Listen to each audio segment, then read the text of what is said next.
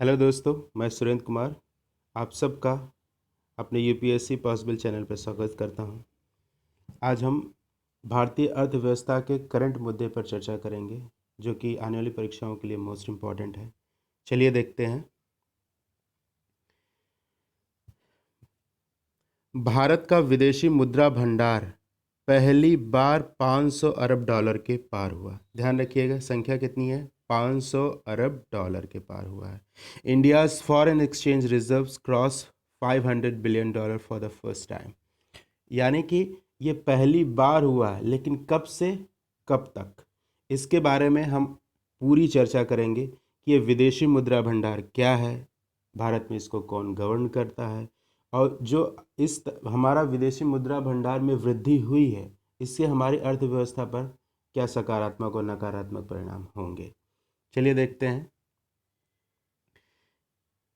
अखबारों में खबर थी कि अखबारों के अनुसार ऐसा इसलिए हुआ क्योंकि इसके क्या कारण है, यानी कि जो विदेशी मुद्रा भंडार बढ़ा है इतना पहली बार, तो उसमें अखबारों में क्या खबर छपी थी कि देश में तेल के दामों में गिरावट आई थी।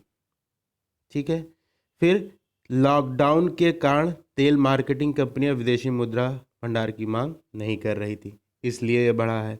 5 जून को भारत का विदेशी मुद्रा भंडार 501.7 अरब डॉलर था, जो एक सप्ताह में 8 अरब डॉलर हो गया, और 8 सितंबर 2007 के बाद यह सबसे बड़ा साप्ताहिक उछाल था। तो इसके कुछ कारण जो न्यूज़पेपर में दिए गए हैं वो मैं आपके सामने रखा हूँ। आगे देखते हैं कि ऐसा जो बताया जा रहा है कि पहली बार हुआ है, तो कब से कब तक हमारी जो इसकी पूरी बैकग्राउंड है उसको थोड़ा सा देख लेते हैं कि भारतीय अर्थव्यवस्था 1991 में जब भारत की विदेशी मुद्रा भंडार लगभग शून्य हो गया था।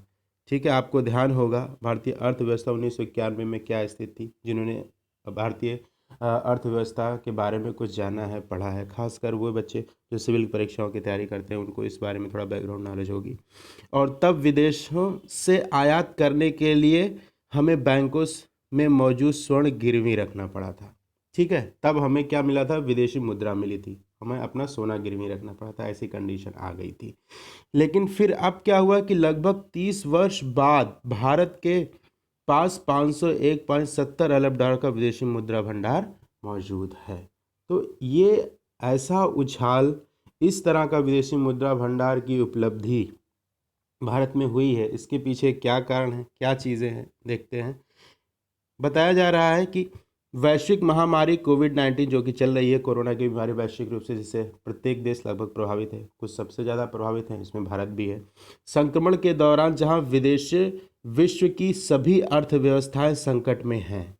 ठीक है, मतलब कंडीशन आप देखिए कि वर्तमान स्थिति को अगर हम देखें तो कोरोना की वजह से लगभग सारी वैश्विक अर्थव्यवस्थाएं संकट में हैं, उस दौरान से गुजर रही हैं। फिर वही भारत के विदेशी मुद्रा भंडार में वृद्ध अर्थव्यवस्था के लिए सुखद संदेश है। ठीक है, तो इस स्थिति में भारत का विदेशी मुद्रा भंडार बढ़ा जब वैश्विक अर्थव्यवस्थाएं सुस्ती में या संकट में चल रही हैं। ठीक है, तो ये अब अपने आप में एक इम्पॉर्टेंट सवाल बन जाता है। इसके बारे में आप अच्छे से सारी जानकारी इकट्ठा कर लें, उसी हिसाब से हमने यहाँ पे रखा है। पहला जानने वाली बात यह है कि विदेशी मुद्रा भंडार में क्या शामिल होता है, या विदेशी मुद्रा भंडार कैसे बनता है, किन तत्वों से बनता है। तो इस विदेशी मुद्रा भंडार में निम्नलिखित 4 तत्व हैं। ध्यान रखिएगा, कितने हैं? 4 तत्व हैं। इन चारों तत्वों को आप टिप पे याद रखिएगा, इन चित्रों के अनुसार मैंने दर्शाया है। देखिए, विदेशी परिसंपत्तियां, यानी पहला तत्व क्या है? विदेशी परिसंपत्तियां। इसमें क्या होता है? विदेशी कंपनियों के शेयर होते हैं, डिबेंचर्स होते हैं, बॉन्ड इत्यादि मुद्रा के रूप में होते हैं। किस रूप में? मुद्रा के रूप में होते हैं। ठीक है, यानी विदेशी परिसंपत्तियां एक। दूसरा स्वर्ण भंडार होता है। ठीक है, तीसरा आईएमएफ के पास रिजर्व ट्रेंच होते हैं, जो आईएमएफ के पास रिजर्व रखा गया है वो होता है इस विदेशी मुद्रा भंडार में। और चौथा क्या है? विदेशी आहरण अधिकार, यानी स्पेशल ड्राइंग राइट्स, SDR। ठीक है, कुछ चीज़ें आपको नई लग रही होंगी, उसके बारे में अभी हम आगे चर्चा करेंगे। तो ये 4 तत्व अच्छे से ध्यान रखिएगा। विदेशी परिसंपत्तियाँ, स्वर्ण भंडार, आईएमएफ के पास रिजर्व ट्रेंच एंड विशेष आहरण अधिकार जिसे एसडीआर कहते हैं, ये 4 तत्व विदेशी मुद्रा भंडार में शामिल किए जाते हैं। ठीक है, आगे देखते हैं कि विशेष आहरण अधिकार यानी एसडीआर क्या है। ठीक, क्या है ये विशेष आहरण अधिकार यानी एसडीआर? अंतर्राष्ट्रीय मुद्रा कोष, इंटरनेशनल मॉनेटरी फंड यानी आईएमएफ, आप सबने इसके बारे में सुना होगा, अंतर्राष्ट्रीय संस्था है ये, कि इसके द्वारा 1969 में अपने सदस्य देशों के लिए, ध्यान रखिएगा किसके लिए, सदस्य देशों के लिए, एग्जाम्स में आपसे कह देता है कि सभी देशों के लिए नहीं, सदस्य देशों के लिए अंतर्राष्ट्रीय आरक्षित संपत्ति के रूप में बनाया जाता है। यानी एसडीआर का निर्माण 1969 में आईएमएफ द्वारा अपने सदस्य देशों के लिए किया गया था। तो एसडीआर एक्चुअल में है क्या? एसडीआर ना तो मुद्रा है और ना ही इस आईएमएफ पर इसका दावा किया जा सकता है। यानी ये हमारे विदेशी मुद्रा भंडार का हिस्सा तो है, लेकिन ये अपने आप में विदेशी मुद्रा यानी मुद्रा नहीं है, इसे पेपर करेंसी कहते हैं। ठीक है, ध्यान रखिएगा, एसडीआर क्या है? पेपर करेंसी है, लेकिन करेंसी नहीं है, मुद्रा नहीं है। अब ये कैसे निर्धारित होता है? एसडीआर कैसे निर्धारित होता है? देखें कि एसडीआर का मूल्य कैसे निर्धारित होता है। बास्केट ऑफ करेंसी में शामिल मुद्राओं के औसत भार के आधार पर किया जाता है। बास्केट ऑफ करेंसी, जैसा कि आप इस चित्र में देख रहे हैं कि इस बास्केट में 5 देशों की मुद्राएं होती हैं। देखिए, अगला सवाल आपसे एसडीआर के रूप में स्पेशली पूछा जा सकता है कि एसडीआर क्या है, ये किसकी पेपर मुद्रा है, किसके लिए जारी की जाती है, और इसका मूल्य कैसे निर्धारित होता है। इसका मूल्य निर्धारित होता है जो बास्केट ऑफ करेंसी में 5 देशों की मुद्राएं होती हैं उनसे। अब इन कौन से वो 5 देश है, ये आपको ध्यान रखने की बहुत ज़्यादा आवश्यकता है। एसडीआर में 5 देशों की मुद्राएं, पहला अमेरिका का डॉलर, ये रहेगा, कॉमन चीज़ है। दूसरा यूरोप का यूरो रहेगा, चीन की मुद्रा रेनमिनबी रहेगी, ठीक है, फिर जापान की येन रहेगी, ब्रिटेन का पाउंड रहेगा। ठीक है, ये 5 कौन से रहेंगे? डॉलर, यूरो, रेनमिनबी, येन और पाउंड, जिससे एसडीआर का मूल्य निर्धारण किया जाता है। ठीक, अगली बात आई कि विदेशी मुद्रा भंडार में वृद्धि के कारण क्या हैं। तो अभी तक जो हमने चीज़ें इकट्ठा की हैं ऑथेंटिक संस्थाओं से, न्यूज़पेपर से और सब जगहों से, उसमें जो मेन मुख्य कारण है वो 4 बताए गए हैं कि इतना हमारा विदेशी मुद्रा भंडार आखिर पहली बार इकट्ठा कैसे हुआ। तो उसके जो कारण है वो ध्यान दीजिए। पहला कारण है भारतीय शेयर बाजारों में पोर्टफोलियो निवेश किया जा रहा है, जिससे विदेशी मुद्रा भंडार आ रहा है। दूसरा है प्रत्यक्ष विदेशी निवेश भी में वृद्धि हो रही है, इससे विदेशी मुद्रा भंडार आ रहा है। और तीसरा, अभी जल्दी ही आपको पता है फेसबुक और जियो के बीच में कोलैबोरेशन हुआ है चीज़ों को लेके। तो इससे क्या हुआ कि रिलायंस इंडस्ट्री की सहायक कंपनी जियो में लगभग 97,000 करोड़ रुपए का निवेश किया गया है। तो ये भी विदेशी मुद्रा भंडार के रूप में शामिल हो गया आके।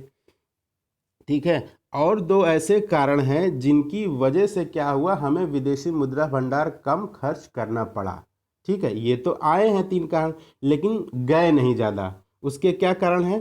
पहला है कि इसके साथ ही कच्चे तेल की मांग में भारी कमी और उसकी कीमत में गिरावट से विदेशी मुद्रा भंडार में बचत हुई है।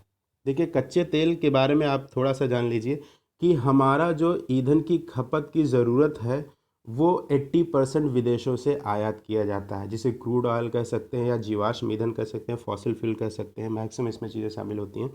तो ये क्या है, हमें विदेशों से खरीदना पड़ता है। तो जब खरीदना पड़ रहा है तो हमें अपने विदेशी मुद्रा भंडार देना पड़ेगा उस एवरेज में। यानी कि अगर हमने $100 बिलियन का ईंधन खरीदा तो हमें $100 बिलियन विदेशी मुद्रा देना पड़ेगा। तो चूंकि हमारी मांग ही कम है, यानी कि हम कम खरीद रहे हैं। और दूसरी क्या हुआ, कोरोना जैसी स्थिति के चलते वैश्विक अर्थव्यवस्थाओं में मंदी है, इंडस्ट्री डाउन है, सब चीज़ें ठप है लगभग, तो इससे वहाँ भी डिमांड कम है वैश्विक रूप से। तो ऐसे क्या हुआ, जो उत्पादक देश हैं उन्होंने अपने तेल की कीमतों के दाम घटा दिए हैं। ठीक है, अब ये सस्ता हो गया है, यानी कि जितना हम खरीद रहे हैं वो सस्ता भी है और हम कम खरीद भी रहे हैं, इससे भी हमारा विदेशी मुद्रा भंडार सेव हुआ है। और अगली बात क्या है मांग में गिरावट के चलते आयात में भी काफ़ी कम हुआ है, जिससे विदेशी मुद्रा भंडार कम हुआ। और दूसरा, हमने चूँकि अर्थव्यवस्था डाउन चल रही है, डिमांड कम हो गई है, आप देख रहे हैं कितने दिनों से लॉकडाउन चल रहा था और अब धीरे धीरे चीज़ों को अनलॉक किया जा रहा है, लेकिन तब भी अर्थव्यवस्था पटरी पे आते आते टाइम लगेगा, यानी कि डिमांड कम हुई है। तो जब डिमांड कम हुई है तो हम आयात भी तो कम करेंगे, तो इससे क्या हुआ, हमारा विदेशी मुद्रा भंडार सेव भी हुआ है, आया है और हमने खर्च भी कम किया है, जिसकी वजह से ये $500 बिलियन का विदेशी मुद्रा भंडार पहली बार इकट्ठा हुआ है 1991 के बाद, यानी 30 साल बाद। आगे कुछ बातें और जान लेते हैं कि इस विदेशी मुद्रा भंडार का आखिर प्रबंधन कौन करता है। जैसे एग्जाम्स में आपसे पूछा जाता है, विदेशी मुद्रा भंडार से ऑप्शन दिए जाते हैं, इसका प्रबंधन और संरक्षण करता है भारत सरकार, वित्त मंत्रालय, आरबीआई, है ना, या और ऑप्शन आपके साथ दे सकते हैं। तो एकदम इस चीज़ में 100% श्योर रहिएगा कि विदेशी मुद्रा भंडार से संबंधित प्रबंधन आरबीआई ही करता है, रिजर्व बैंक ऑफ इंडिया ही करता है उसका प्रबंधन और संरक्षण। ठीक है, हाँ, उसके पीछे भारत सरकार शामिल होती है, लेकिन इसकी गवर्निंग बॉडी कौन है, आरबीआई ही है। नेक्स्ट पॉइंट, विदेशी मुद्रा भंडार में वृद्धि का महत्व क्या है। अब ये बहुत खास चीज़ है जो समझने वाली है विश्लेषण के रूप में, कि विदेशी मुद्रा भंडार इकट्ठा तो हुआ इतना ज़्यादा, तो क्या इसका फायदा भी है या कोई नुकसान भी है। ठीक है, देखते हैं कि विदेशी मुद्रा भंडार में वृद्धि से सरकार, ध्यान रखिएगा, सरकार और भारतीय रिजर्व बैंक को भारत के आंतरिक और बाह्य वित्तीय मुद्दों में प्रबंधन करने में सहायता मिलेगी। कहने का ये मतलब है, जो भारत सरकार है और भारतीय रिजर्व बैंक है, इससे क्या है, उसे आंतरिक और बाह्य जो वित्तीय संबंधित मुद्दे हैं उसका प्रबंधन करने में आसानी हो जाएगी। दूसरा क्या है, विदेशी मुद्रा बाजार में अस्थिरता कम करने के लिए विदेशी मुद्रा में वृद्धि अति आवश्यक थी। देखिए, जो विदेशी मुद्रा बाजार है हमारा, उसकी स्थिरता यानी स्टेबिलिटी बढ़े, इसके लिए क्या ज़रूरी है कि हमारे पास ज़्यादा से ज़्यादा फॉरेन रिजर्व हो। तो चूंकि वो हो रहा, इससे क्या स्टेबिलिटी और बढ़ जाएगी, अस्थिरता नहीं रहेगी। अगली बात क्या है कि जिस हिसाब से हमारे पास विदेशी मुद्रा भंडार हुआ है, इससे भारत लगभग 17 माह तक आयात बिल को कवर करने में सक्षम है। यानी जो हमारा आयात बिल होगा, जो चीज़ें हम खरीदेंगे, उसे हम 17 माह तक चला सकते हैं।